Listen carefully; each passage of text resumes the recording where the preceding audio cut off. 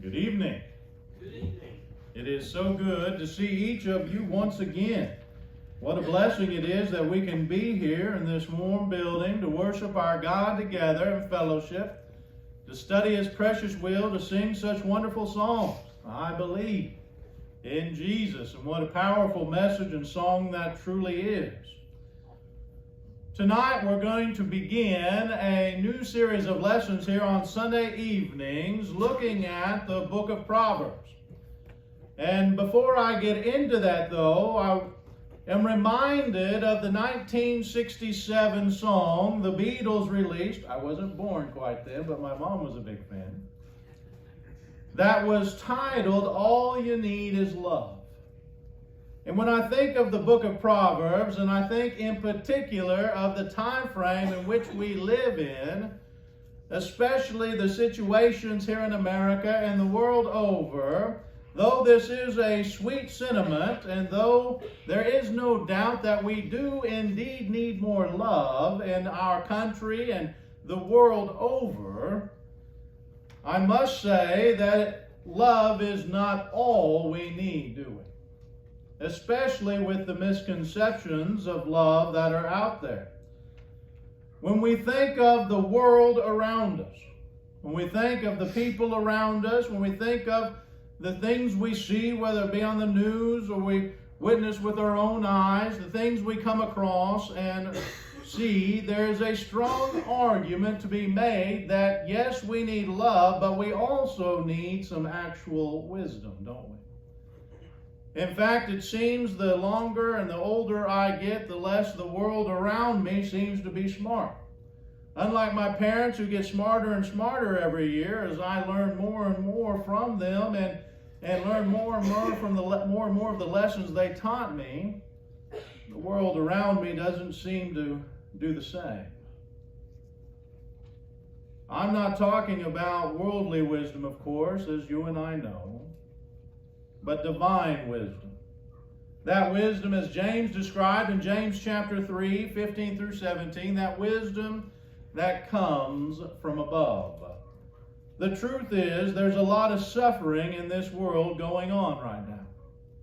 Whether that be from war-torn countries or refugees. I heard the other day that there's over 40 million refugees in the world right now. In other words, people who have no home, people who have no place because of different situations that have gone on around them and different problems that have arisen.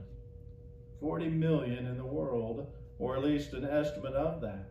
Some, as we saw recently, storms have caused great suffering with the loss of homes and so many things, even lives that were taken, and the suffering that causes. Some from diseases or injuries or disabilities of no fault of their own, but nevertheless, there are many who suffer today. There's a lot of suffering that people go through, isn't there?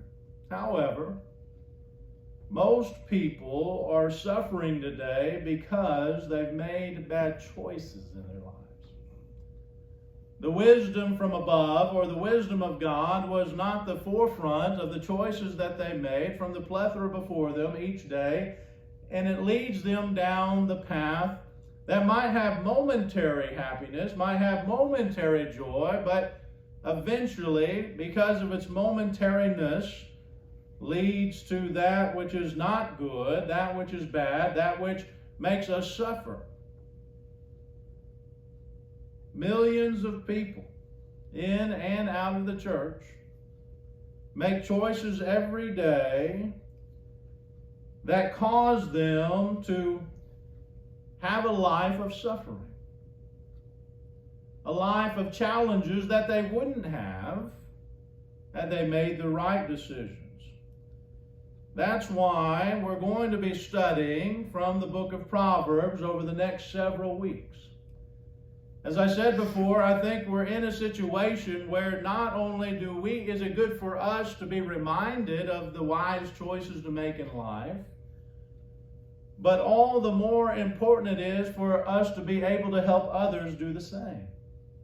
That the world around us is struggling for true wisdom, not that earthly wisdom that's out there, but true divine wisdom. And so with that in mind, I think it's good that we look at this and examine that. If you have your handout this evening, we're going to look at a few things, some introductory remarks, if you will, about the book of Proverbs that will help us in our study as we go through this book. It is a unique book, to say the least. It's not like any other book in the Bible. It's not designed to be like any other book in the Bible. It's quite different than most, if not every book in the Bible. And so when it comes to the book of Proverbs, there's a lot of things that it's good at. One of those is teaching us how to avoid bad endings. In fact, one of its main purposes, when you start looking at it, you start reading and start examining it, is just that, to help people, you and I, to make the right choices, to make those choices that help us get to the ending we're looking for. Not that ending of suffering, but the ending of rejoicing in the Lord. And these proverbs are in what is typically called the wisdom literature. The Jews, like many people today, they like to categorize things. And when it came to the Bible, they were no different. For example, as we know, Genesis was the book of beginnings, right? And then you had Exodus, Leviticus, and Numbers. That was the book of the laws. They categorized that. 1st, 2nd Kings, 1st, 2nd Chronicles. The Jews just called those the kings, if you will. And the prophets they put all together and said, that's the prophets. Whether major or minor as we look at them, they didn't do that. They just said, hey, if it was a prophet who wrote it, we'll categorize all of them in the prophets. When it comes to wisdom literature, they did the same. They took Job, they took Proverbs, and Ecclesiastes, and they called them wisdom literature. Now, wisdom literature, in each of these three, talk about different types of wisdom. Within this wisdom literature category, if you will, Job deals with how to handle life during sudden chaos. You know, when we think of Job and all the things that took place when that proverbial hedge was removed, that Satan thought would the hedge of wealth and comfort was taken away, and all those tragedies that took place, all those situations, Job talks about how to wisely handle when sudden chaos takes place in one's lives. Ecclesiastes deals with how to handle the unpredictability of life. Vanity is vanity. All is vanity.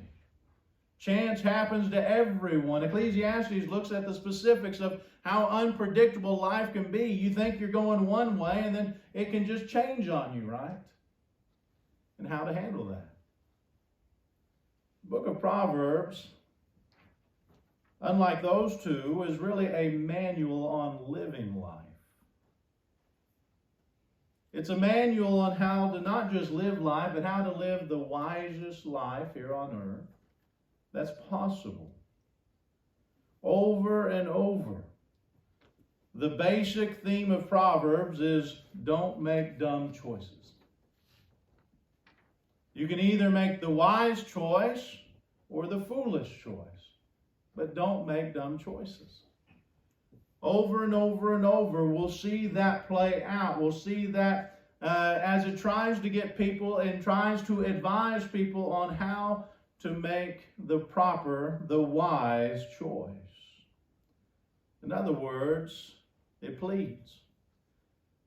Don't choose a path that doesn't lead you where you want to go. Every day we have paths to choose from, options in life, situations that come up. The book of Proverbs is all about avoiding bad endings. How do we keep ourselves from getting to a point in our lives where we find it wrong, it bad, it not healthy, spiritually or otherwise? Proverbs is all about that. There are plenty of options, but those of monetary value, those of fortune and fame that bring momentary happiness, they won't do that which Proverbs is trying to get us to follow. In Proverbs chapter 1, verses 5 through 7, we read this. Let the wise hear and increase in learning, and the one who understands obtain guidance. To understand a proverb and a saying, the words of the wise and the riddles, the fear of the Lord is the beginning of knowledge. Fools despise wisdom and instruction. Again, don't make dumb choices. Choose that which is from God, that which is from above. As I said a moment ago, the book of Proverbs is a manual for life. And not just any life, but the wisest life we can daily, momently have till Christ comes back or we die. And so, the book of Proverbs provides for everyday life. You and I, we all grew up with Proverbs. Whether we realized it or not, we all grew up with various sayings that were meant to help us in our wisdom. My pawpaw, my mom's mom, he had a million of those things. I look back and I wish I'd written them all down. I could have probably had a 100-volume book of the sayings he had. And the different life lessons, as we typically call them today, life lessons that he would give, these short statements that would help us remember how to make good decisions and proper decisions, wise decisions. My mom passed down many of those decisions. I've been using a lot of those types of sayings, if you will, with my kids. And my kids will tell you I'm always saying something, or Gamma's always saying something along those lines to teach those basic lessons on how to get through life the best way possible, how to get through to the end of life the way we want. You and I have probably heard proverbs such as, if you can't say something nice, don't say anything at all. I got told that a lot when it came to my brother. Or what about waste not, want not? A penny saved is a penny earned. This one's a little bit different, but nevertheless, one my mom used to say when we would come up to her and say, Mom, I wish I had this and I wish I had that, she would say, well, wish in one hand and spit in the other and see which one fills up first. In other words, you can't get anything done if you don't work for it. You don't try for it. Just wishing for it does nothing. And I'm sure you can think of many more. Hearing this, though, makes us beg the question, what exactly is a proverb? Hearing those different statements and knowing those different things, what exactly makes a sentence, a statement, a thought, whatever it might be, what makes that a proverb? There's been lots of definitions given throughout the years. I scoured the scriptures. I couldn't find anything that specifically defined a proverb, if you will. But there's been lots of definitions given. The author of Don Quixote defined it as short sentences drawn from long experiences. Another stated a proverb has three qualities: shortness, sense, and salt. Someone else gave the simplest definition, and maybe the most accurate, when they said a short sentence of wisdom. Though the Old Testament book of Proverbs is the most prolific book put together of Proverbs, if you will, especially the most important as we would think of it, the Bible is full of other people using Proverbs and other proverbs given. When Ben-Hadad, the king of Syria, came up to Israel and he was boasting how easily he was going to destroy God's people, how easily he was going to take over and win against the northern tribe of Israel, King Ahab responded in 1 Kings 20 and chapter 11, tell him, let not him who straps on his armor boast himself as he who takes it off. In other words, he was basically saying, listen, you king of Syria, you better not count your chickens before they hatch. When Jesus spoke of the obviousness of his eventual return to the disciples in Luke 17, verse 37, he said this, when they asked and said to him, where, Lord? He said to them, where the corpse is, there the vultures will gather. In other words, he was basically saying, listen, When I return, I'll return. You'll know I'm back. In the same way you know where a corpse is, where the vultures are, the corpses are. Jesus even speaks of an old proverb when talking to the people in Nazareth during his ministry. In Luke chapter 4, verse 23, and he said to them, "Doubtless you will quote to me this proverb, 'Physician, heal yourself.'" Jesus was quoting an old proverb that they knew. Most likely he had heard probably from Joseph and Mary growing up in the town, much like many proverbs we hear. Proverbs are for everyday life. And they have been found in just about every culture since the beginning of time. But why? What makes them so prolific? What makes them so popular with people? Not just the Bible, but as I said, every culture. What is so important and needed concerning Proverbs? Well, because they are useful by imparting statements on wisdom from a community that makes it easy to remember. And again, we said they're short sentences trying to get us to think of wise choices. And so they're usually said in such a way to help us remember those wise choices. And typically, culturally speaking throughout the world, they're based around community. They're collected based on the community's effort, in their eyes, in the secular world, of their wisdom. So let's take a closer look at the book of Proverbs itself. It is a collection of collections.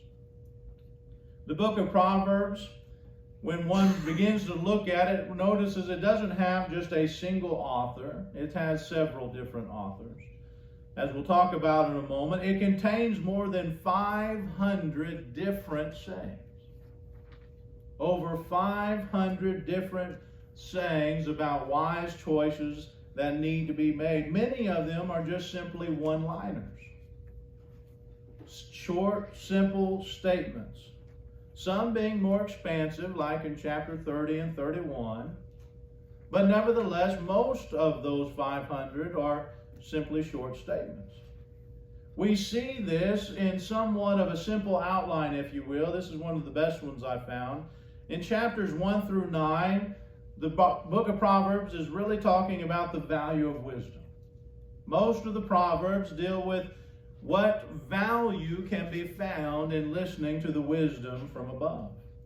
In chapters 10 through 29, it's all about making wise life choices. As I said, those one-liners are found throughout this section in particular, one line after another about making wise choice in one's life and how to live that life through those wise choices. And then in chapters 30 through 31, we see what are sometimes called story proverbs. In other words, these are a collection of proverbs put together to create a narrative, like the virtuous woman. Each of those are actually separate proverbs that are put together to make up the narrative of the virtuous woman.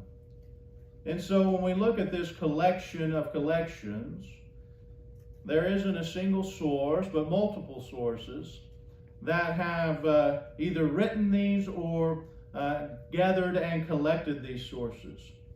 So when we look at that, what are the authors of Proverbs? Of course, God is the ultimate author. His providence allowing these specific ones to be saved throughout time.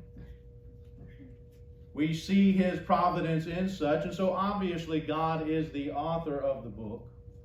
However, what human instruments did he use? Well, Solomon, of course, is the most prolific human author, human instrument, if you will, that God used in the collecting and the writing of these. Most of these, or many of these, Solomon simply collected. He saw them as wise and proper and true, and so he would collect them. Some of those he wrote himself. We see in Proverbs 1 and verse 1, the Proverbs of Solomon, son of David, king of Israel. We also see this in Proverbs chapter 10 and verse 1, where it begins by saying the Proverbs of Solomon. And so when it comes to Solomon, we see that he was all about wisdom, as we know. In 1 Kings chapter 4, 29 through 34, we read this: "And God gave Solomon wisdom and understanding beyond measure, and breadth of mind like the sand on the seashore, so that Solomon's wisdom surpassed the wisdom of all the people of the east and all the wisdom of Egypt. For he was wiser than all other men, wiser than Ethan and the Ezrahite, and Heman, and Calcol, and Darda, the sons of Mahol. And his fame was in all the surrounding nations. He also spoke 3,000 proverbs, and his songs were 1,005. He spoke of trees, from the cedar that is in Lebanon to the hyssop that grows out of the wall. He spoke also of beasts and of birds and of reptiles and of fish. And people of all nations came to hear the wisdom of Solomon, and from all the kings of the earth who had heard of his wisdom." So Solomon was a great collector of wisdom, along with a great writer of wisdom and Proverbs. And so when we look at the book of Proverbs, these are both a collection of his that he has made and ones he also wrote himself. However, there are other authors within this great book, this great collection, if you will. There are the words of the wise, we read in Proverbs 22 and verse 17. It says, "Incline your ear and hear the words of the wise, and apply your heart to my knowledge." These were special sages during this time who were specifically responsible for gathering proverbs. That was what their job was. Solomon wasn't the only one to have them. Many of the Israeli kings and, of course, other cultures and other peoples had them as well. But these sages were specifically, their job title was to go about and gather every bit of wisdom they could find. There is a specific sage that is mentioned, Agar, son of Jacob. In Proverbs chapter 30 and verse 1, the words of Agar, son of Jacob, the oracle or the sage. Now, we don't know anything about him in particular, but we do see that these are his words, his proverbs that either he collected or that he wrote. And obviously, when this was written, the people knew who he was specifically. And of course, we're all aware and know of King Lemuel there in Proverbs 31 and verse 31. The words of King Lemuel, an oracle or sage that his mother taught him. And here we have him reciting those proverbs that he heard growing up, that he learned to make those right choices growing up here in this.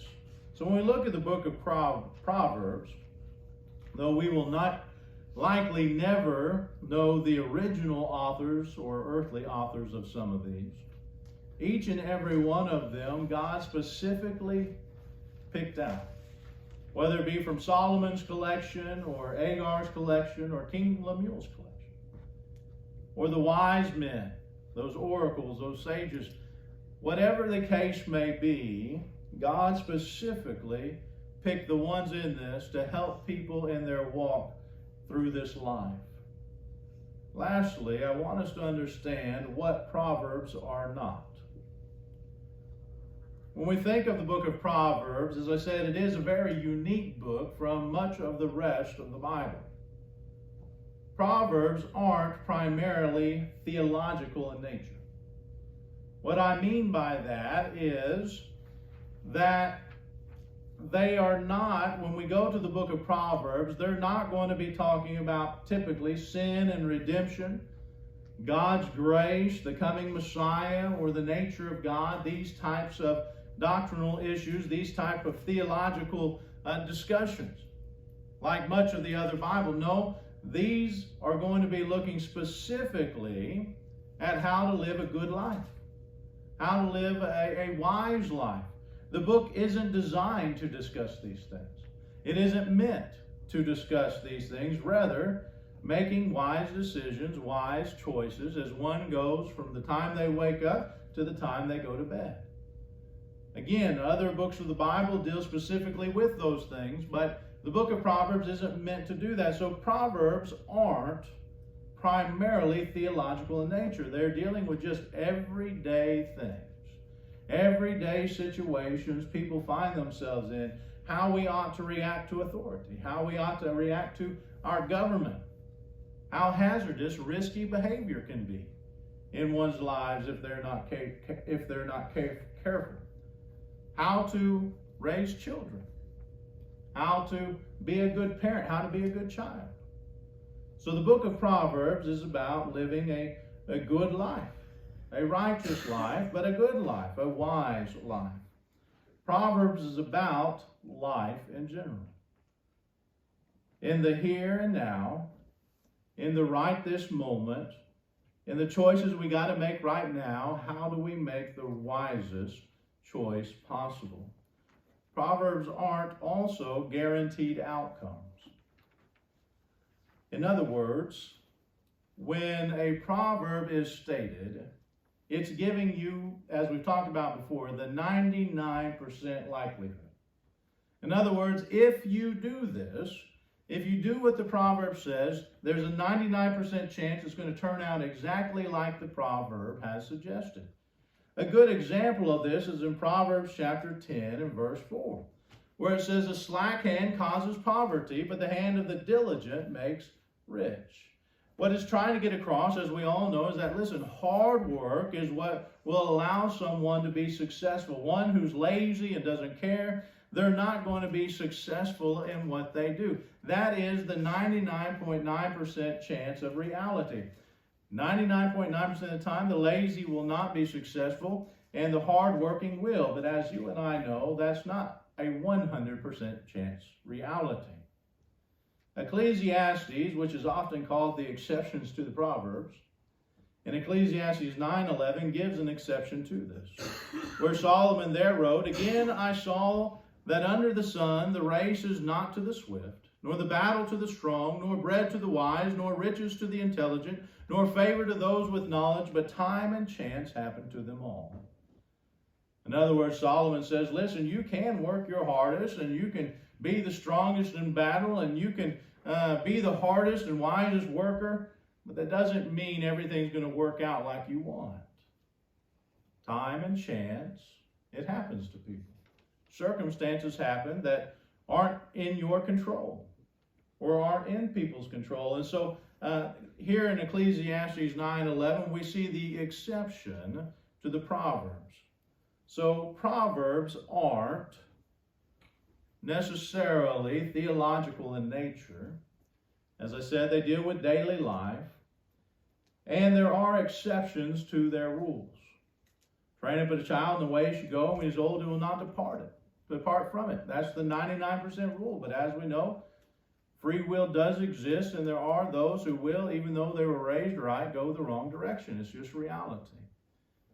And so, when we think about this, and we look at Proverbs, we need to keep that in mind, that they will help us make the best choices. Proverbs will help us make some of the wisest choices when it comes to living this life on earth that we could possibly make, and they will give us the most fulfilling life based on those choices. As I said in the introduction to this lesson, and I'll say it again, now more than any other time in my life, the world needs to hear the wisdom of these Proverbs. They need to see it in our lives and see it in our actions, see it in our words. The world needs us to be living the wisest lives and making the wisest choices so that they too can learn from those things that we have done, those choices we have made, that we may help our struggling neighbors during these difficult times. As we go throughout this series on Sunday nights, I hope you will dive into these lessons with me in doing a search to the bottomless source of wisdom found in this great book. To look at it, examine it, and live those proverbs, those short sentences of wisdom, to improve our lives, to improve our walk with God and our walk in this life as we try and work towards that end goal of eternity with God. This morning, as you reflect upon your walk with God and your life in this world. I pray it is what it ought to be, but if it's not, make that change. Allow yourself the opportunity to go to God. A God who sent his Son for you, to die for you, so that you can be with him for eternity. Don't allow yourself to take another moment, if you're struggling with sin, to let it overcome you. Go to God and then let us help you. The church is here to help you make wise decisions, to help you and strengthen you during your time of weakness. And let us be that for you. So if there's someone here who needs that wisdom, that encouragement, that exhortation, who needs that closeness tonight, needs that help, please let us know. Again, don't go out those doors without getting help to walk the right life, the wise life. So this evening, if there's someone here who needs the help of this congregation, let us know by coming forward as we stand and as we sing.